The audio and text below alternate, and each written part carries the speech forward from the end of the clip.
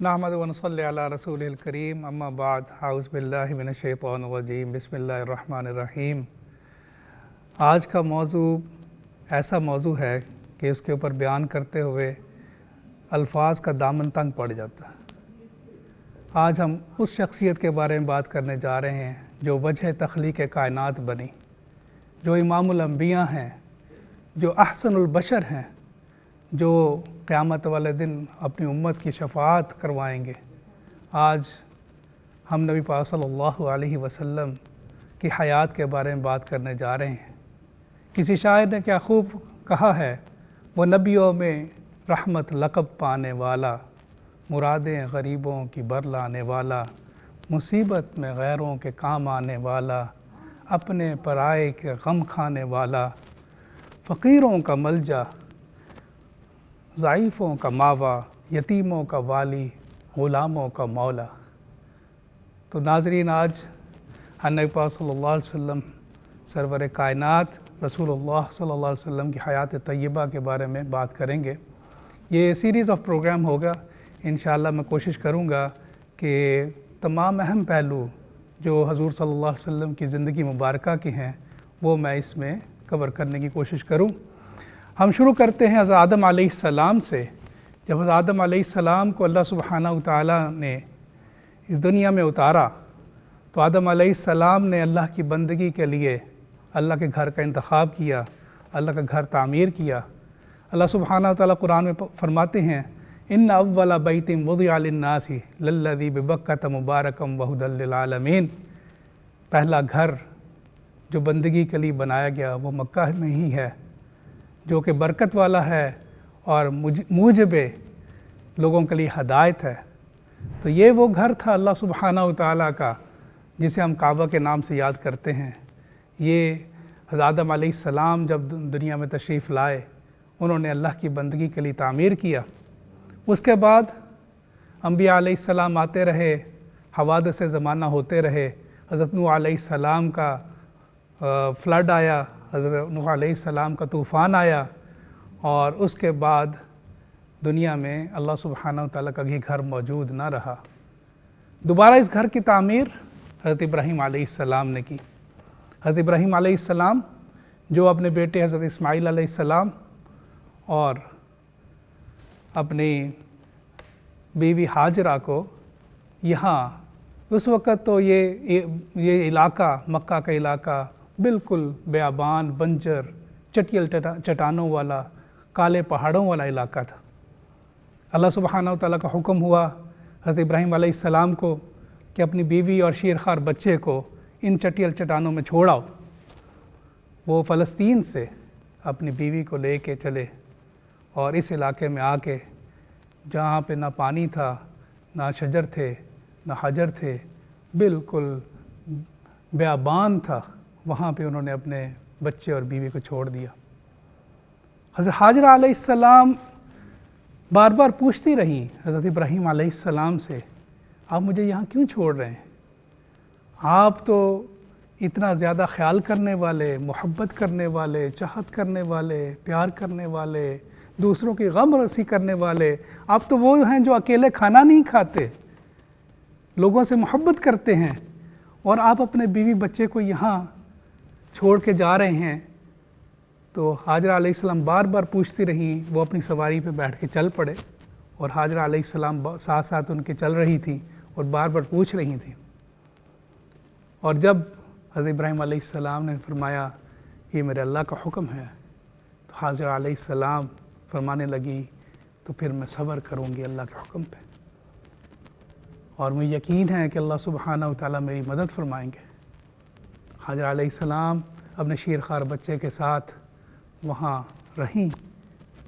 थोड़े वक्त में जो मौजूद था खाना पीना, जो खजूरें, वो ख़त्म हो गईं। बच्चा भूख से बिलबिलाने लगा।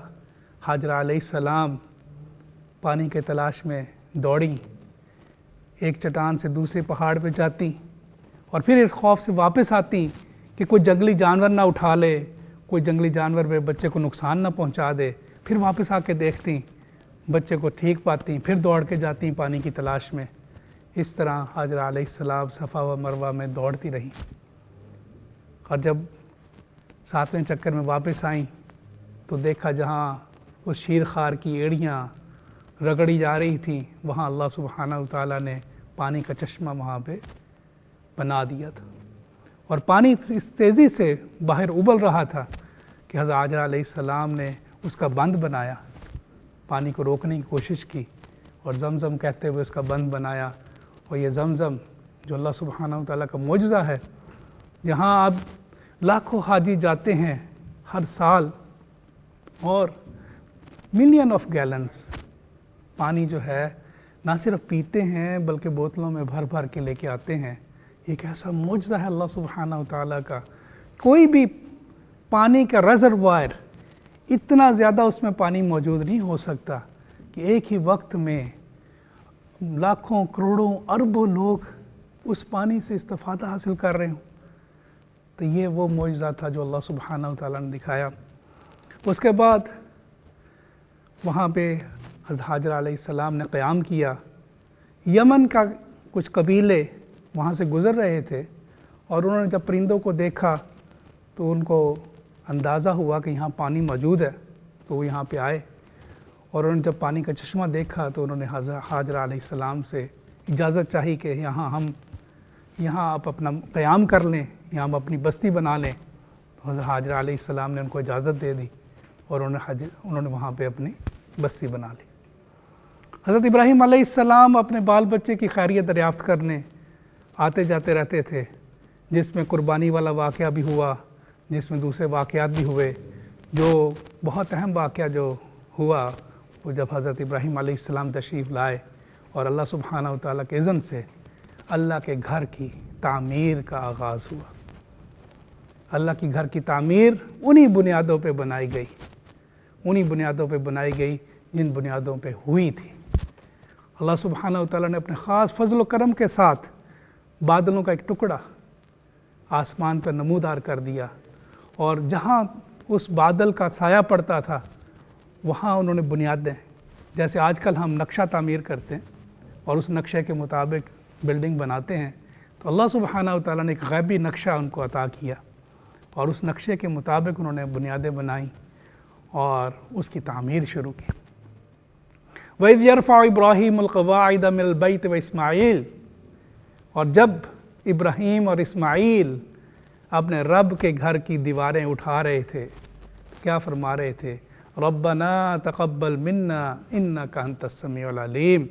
ओ हमारे रब, ए हमारे रब, हमारी ये खिदमत जो हम कर रहे हैं या अल्लाह ये कबूल कर लेना, ए हमारे रब हमारी खिदमत कबूल कर लेना। ये कहते हुए वो दीवारें उठा रहे थे। और जब एक ख़ास जगह पे पहुंच के, ज़ाहिर है उससे ऊपर आप अगर दीवार को उठाना चाहते हैं तो आपको सीढ़ी चाहिए, आपको कोई ऐसा चीज़ चाहिए जिससे कि आप ऊंचा हो सकें। तो हज़रत इब्राहीम अलैहिस्सलाम एक पत्थर पे खड़े हो गए और ये पत्थर, जैसे आजकल हमारी क्रेनें ऊपर नीचे होती हैं, अल्लाह के हुक्म से ये पत्थर ऊपर और नीचे जाने लगा और ये पत्थर उठता जाता। हज़रत इब्राहीम अलैहिस्सलाम दीवारें बनाते जाते और इस्माईल अलैहिस्सलाम उनकी मदद करते रहते और इस तरह अल्लाह सुब्हानहू व तआला के घर की तामीर हुई। इस तामीर के दौरान इब्राहीम और इस्माईल अलैहिस्सलाम ने जो दुआएं मांगी वो दुआएं बहुत अहम हैं और उन दुआओं को अल्लाह सुब्हानहू व तआला ने कबूलियत का शर्फ बख्शा। वो दुआएं हैं क्या? एक दुआ उन्होंने मांगी कि हमारी खिदमत को कबूल कर ले। एक दुआ उन्होंने मांगी, रब्बना वजअलना मुस्लिमैनि लक व मिन ज़ुर्रिय्यतिना उम्मतन मुस्लिमतन लक। ए हमारे परवरदिगार, हमें अपनी बंदगी में रखना, हमें इस्लाम पे रखना, हमें सीधे रास्ते पे रखना और हमारी ज़ुर्रियत में से, आगे हमारे बच्चों में से एक ग्रोह को जो है दीन पे रखना, हक़ पे रखना, इस्लाम पे रखना। ये वो दुआ थी जिसका फैज़ उनकी नस्लों में जाता रहा। उलमा यहाँ लिखते हैं, वो कहते हैं कि नबी पाक सल्लल्लाहु अलैहि वसल्लम तक जब लेने जाता है तो वो एक कड़ी जो चलती आ रही है हज़रत इब्राहीम अलैहिस्सलाम से, वो मुवहिद रही, वो अल्लाह को एक ही मानती रही, वो एक अल्लाह की इबादत करती रही।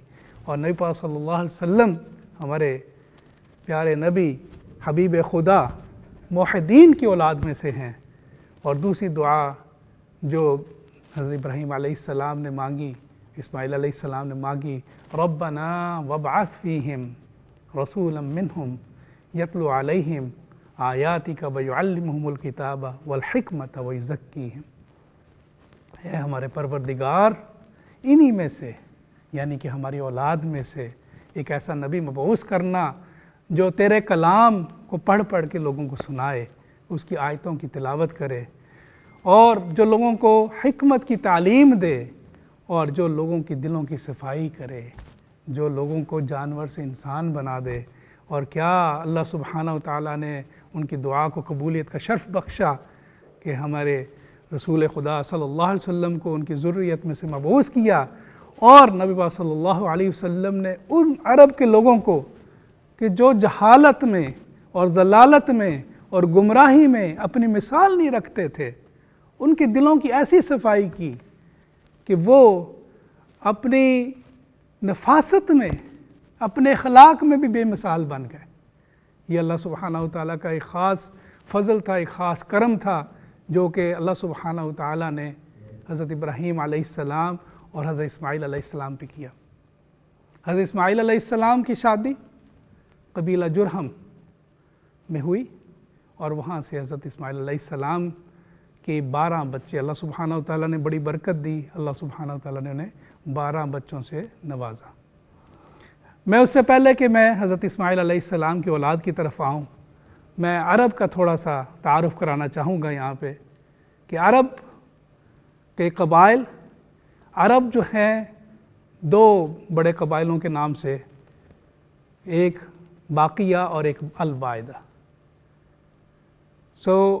جو البائدہ ہیں وہ عرب جن کا ہم تذکرہ قرآن پاک میں سنتے ہیں، عاد و سمود اور اس کے علاوہ دوسری قومیں جو عرب کی قومیں تھیں، جن کو اللہ سبحانہ وتعالیٰ نے عروج دیا، جن کو اللہ سبحانہ وتعالیٰ نے طاقت دی۔ اگر آپ قوم عاد اور سمود کے قصے پڑھیں، اللہ سبحانہ وتعالیٰ نے ان کو اتنی طاقت دی ہوئی تھی اور اتنا ذہن دیا ہوا تھا کہ انہوں نے پتھروں میں، پہاڑوں میں، چٹانوں کو کاٹ کاٹ کے گھر بنائے، لیکن اللہ کی نافرمانی میں پڑے رہے۔ تو اللہ سبحانہ وتعالیٰ نے اس قوم کو، بائدہ کو، اللہ سبحانہ وتعالیٰ نے صفحہ ہستی سے مٹا دیا۔ کسی کو تیز آندھی لے اڑی، کسی کے لیے رات سخت آواز آئی، اور سبھی لوگ اوندھے گھروں میں، اور اللہ سبحانہ وتعالیٰ نے ان کی نسلوں کا نام و نشان ختم کر دیا۔ دوسری قسم جو عرب کی ہے، جو عربی میں بات کرتے ہیں، بائدہ ہے، اور بائدہ کی آگے 2 قسمیں ہیں، اور اس میں 2 قسموں میں العاربہ ہے اور مستعربہ۔ العاربہ عرب کی وہ قسم ہے جن کی مادری زبان عربی ہے۔ یہ لوگ یمن کے ارد و گرد اور اس کے علاوہ حجاز میں اور جزیرہ نما عرب میں ہر جگہ یہ پھیلے ہوئے۔ دوسری قسم مستعربہ۔ مستعربہ وہ عرب ہیں جن کی اپنی مادری زبان عربی نہیں۔ یہ وہ لوگ ہیں جو حضرت اسماعیل علیہ السلام کی آگے اولاد میں سے، انہیں ہم عرب مستعربہ کہتے ہیں، کہ انہوں نے عربی ان سے سیکھی، ان کے عرب کے ساتھ قبیلہ جرہم جو تھے وہ عربہ تھے، ان کے ساتھ حضرت اسماعیل علیہ السلام کی جب شادی ہوئی تو آگے نسل، حالانکہ حضرت ابراہیم علیہ السلام کی زبان عبرانی زبان تھی، لیکن یہ آگے حضرت اسماعیل علیہ السلام اور ان کی آگے جو اولاد ہے وہ ان کی زبان عربی زبان، اور یہ عرب مستعربہ کہلاتے ہیں۔ اللہ سبحانہ وتعالیٰ نے حضرت اسماعیل علیہ السلام کو برکت دی۔ اللہ سبحانہ وتعالیٰ نے اسماعیل علیہ السلام کو 12 بچوں سے نوازا۔ ان میں سے ایک جو ہے وہ قیدار ہیں۔ قیدار کی نسل میں سے ایک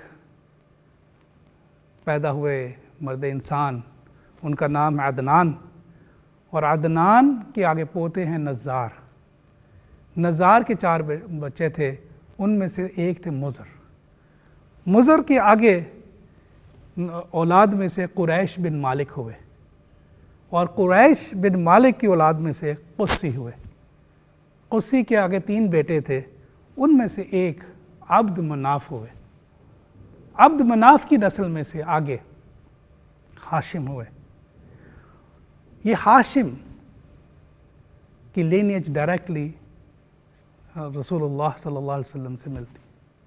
ہاشم نے بنو نجار کی خاتون جو کہ مدینہ کی سردار کی بیٹی تھی سلمہ، ان سے شادی کی۔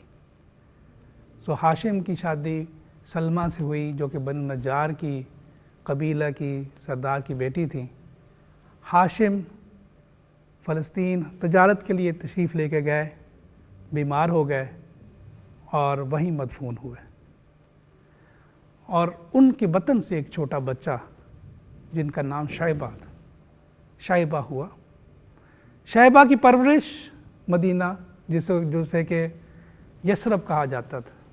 یثرب وہ جگہ جہاں کے بیماریاں ہیں، جہاں تکلیفیں ہیں، اور جب نبی پاک صلی اللہ علیہ وسلم تشریف لائے تو یہ جگہ مدینہ النبی بن گئی، یہ جگہ روشن ہو گئی، یہ جگہ بیماریوں کی بجائے آرام کی جگہ بن گئی، بیماریوں کے علاج کی جگہ بن گئی۔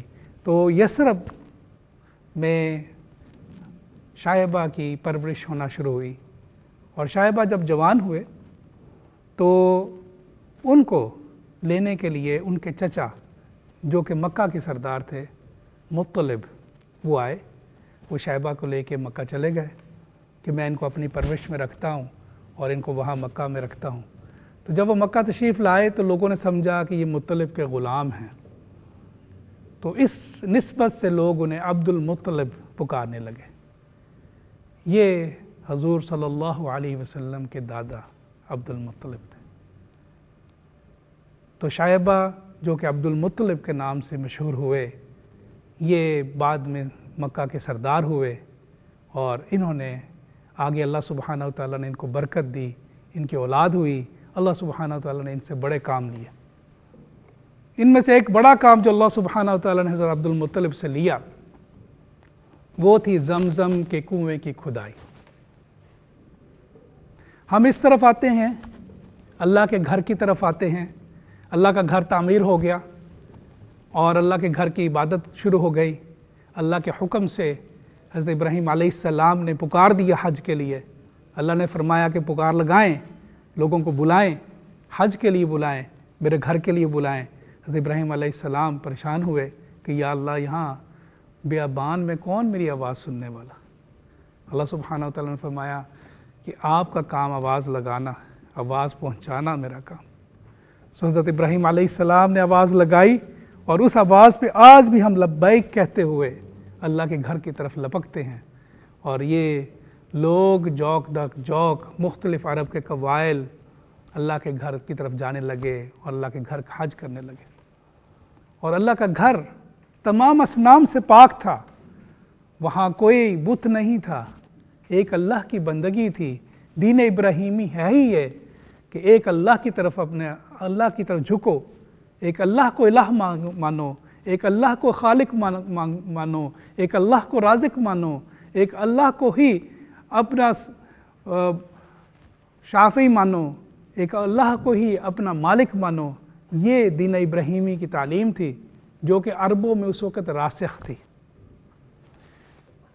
لیکن ان میں سے ایک عرب جو کہ بعد میں کعبہ کا متولی بنا، عمرو بن لحی، یہ بیمار ہوا، یہ کعبہ کا متولی ہوا۔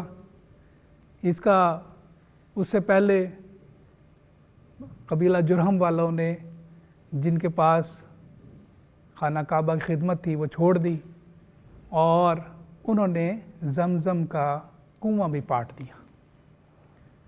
زمزم کا کنواں خشک ہو گیا، اور اس کے اندر قبیلہ جرہم کے ایک سردار نے، جو خانہ کعبہ میں لوگ خدمت رکھا کرتے تھے، سونے چاندی کی شکل میں دیا کرتے تھے، اندر ڈالا کرتے تھے، اس نے وہ سارا کچھ خانہ کعبہ کے اندر رکھ کے اٹھا کے، اور زمزم کے کنویں میں تمام مال و دولت خانہ کعبہ سے لے کے، اللہ کے گھر سے لے کے، کنویں کے اندر ڈال کے تمام مال و دولت اور اس کے علاوہ تلواریں، زرہیں، سب کچھ ڈال کے کنواں پاٹ دیا اور اس کو اوپر سے برابر کر دیا کہ اس کا نام و نشان مٹا دیا۔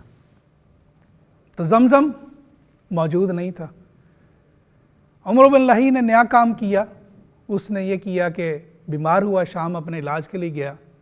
وہاں اس نے دیکھا کہ لوگ مختلف بتوں کی پوجا کرتے ہیں اور ان سے مختلف حاجتیں مانگتے ہیں، کوئی بارش مانگتا ہے، کوئی کچھ مانگتا ہے۔ تو وہ اس کے نفس کو یہ چیز بڑی، شیطان نے اس کے نفس کو ابھارا اور اس کو یہ چیز اچھی لگی اور وہ کچھ بت اٹھا کے ادھر لے آیا اور اس نے خانہ کعبہ میں رکھ دیا۔ آہستہ آہستہ آہستہ خانہ کعبہ بتوں کی ماجگاہ بن گیا۔ اب ہر قبیلہ اپنا بت جو ہے خانہ کعبہ میں رکھنے لگا، اور اس لیے رکھا جاتا تھا کہ مختلف قبائل آتے ہیں، جب اللہ کے گھر کا طواف کریں تو اپنے بتوں کی بھی زیارت کریں۔